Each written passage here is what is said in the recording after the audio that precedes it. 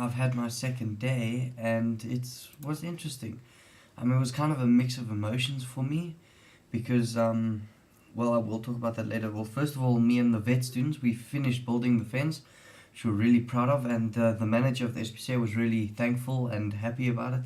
She couldn't believe how much good work we'd done, because she was really happy because she said, she was stressing because she said, she would come to work and she would go, I don't know what I'm going to find in this big hole in the ground. So it was quite good that we did do something and that it actually does help the place.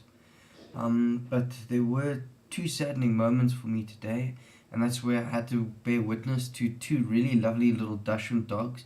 They were being given up for adoption, and they kind of had to be taken away from their family and taken to their kennels, and it was quite sad to see the dogs' reactions and everything.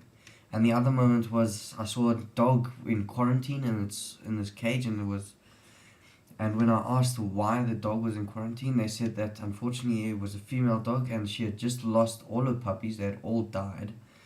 And so they were busy treating her for an infection or whatever she might have. And so she was on drugs and she wasn't in a great mental state. So they had to take her and put her in quarantine basically.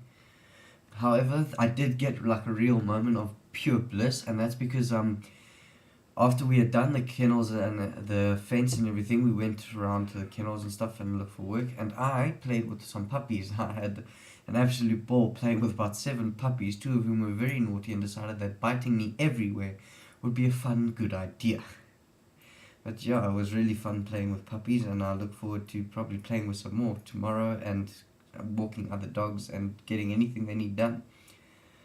But, I guess in that kind of work, animal shelter work, you do see the good and the bad. You see dogs that live and dogs that don't, and you see dogs taken from their families, but you also get to see them then go to a new loving home, and I think that's something that's quite cool.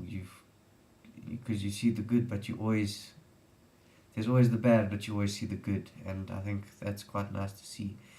And I'm hoping that over the next few days I see most of the good, because I've met a lot of the dogs there, and I really, really do hope that they find good homes. I would give them a home myself, but I'm not allowed to. So we'll see what happens tomorrow, I guess.